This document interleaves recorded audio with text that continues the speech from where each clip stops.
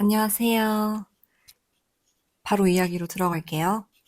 2월 교통사고 이후에 많은 것을 내려놓고 다음에 1월 혼자 자동차 렌트도 안 하고 제주도로 2박 3일 여행을 떠났습니다.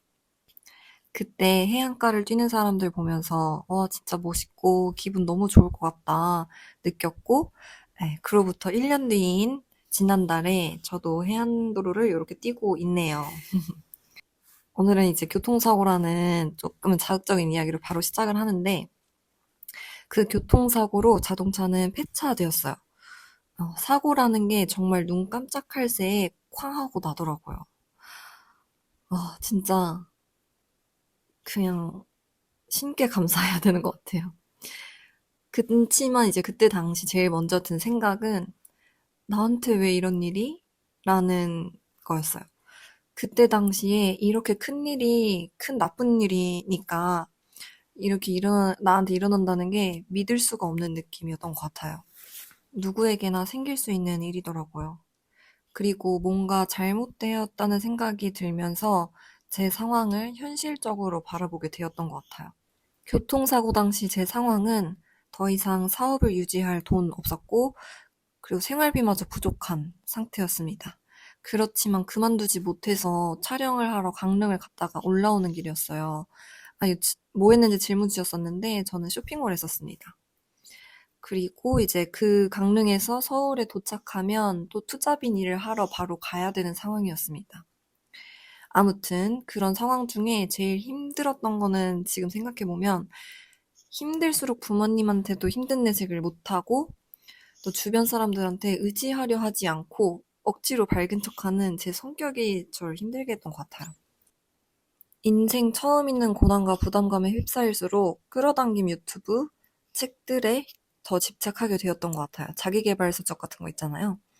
그때 당시 저는 제가 유튜브로 접할 수 있는 유명 재산가들이나 유명인들이 한다는 끌어당김은 똑같이 따라하려고 했고, 아침 6시 막 일어나가지고 명상하고, 잠들기 전에 감사한 마음으로 명상하고 했었거든요. 이런 게 밝은 척, 괜찮은 척 하는데 가짜 마인드 컨트롤은 됐을 수 있는 것 같아요. 네빌 고다드, 밥 프록터 이런 알고리즘들 계속 뜨니까 그런 거 있잖아요. 네, 지금 돌아보면 거의 신이 되기 위한 학원들을 많이 했던 것 같아요. 욕심이 많았어서 그런지 약간 이룰 수 없는 모든 걸 다 잘하고 다 잘 되는 그런 완벽한 인간을 바랬던 것 같아요. 사실 저는 제가 전공할 때도 느꼈는데 성실한 정도지 막 내 모든 걸 포기하고 막 몰두해서 미치는 성격은 안 되거든요.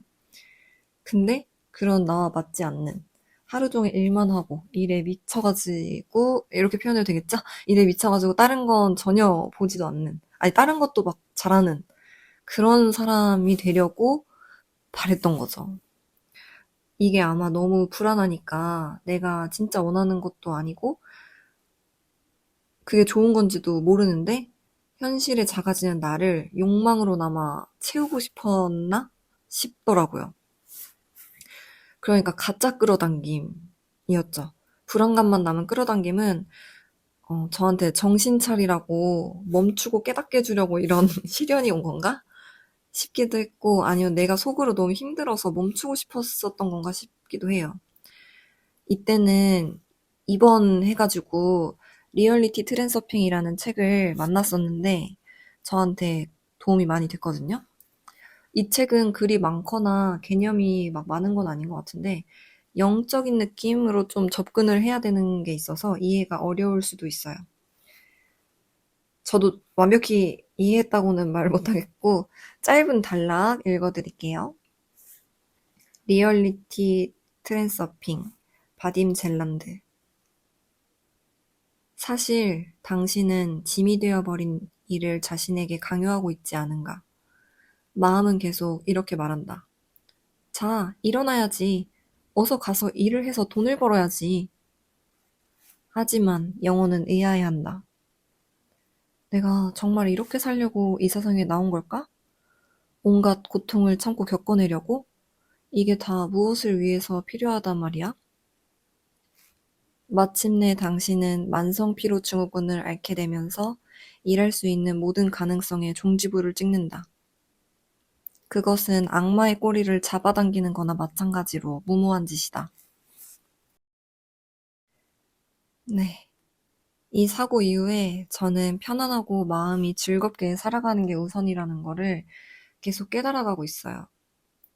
불안할 때는 내가 그렇게 좋아하는 게 뭔지, 어떻게 나를 뾰족하게 만들 수 있는지 찾아보고 고민해도 모르겠었는데, 저를 이렇게 좀 풀어주니까 좋아하고 중요한 것들이 알아서 떠오르기 시작하더라고요. 어느 정도 내려놓은 이후에 제 삶에서 크고 작게 일어나는 끌어당김들 혹시 궁금하신가요? 오늘은 벌써 늦어서 다음 화에 또 정성스럽게 담아볼게요. 마무리로는 제가 제주도에서 우연히 카페에서 만난 책에 나오는 문장, 그리고 제가 항상 하려는 멘트로 마무리를 할게요. 책입니다. 모든 삶은 흐른다. 로랑스 드빌레르. 바다는 우리에게 자유를 미루지 말라고 말한다. 인생을 제대로 산다는 건 쓸데없는 걱정으로 나 자신을 가두지 않는 것이다. 네, 마지막. 제가 저에게 하는 말이기도 하지만 여러분들에게도 해주고 싶은 말인데요. 나중에 보면 오글거려서 이불킥 할 수도 있을 것 같긴 한데 이런 말 들을 일 거의 없으니까요. 진심을 담아서 해보겠습니다. 당신은 하고 싶은 건 해내는 사람입니다. 또 그 자체로 사랑받기 충분한 사람입니다.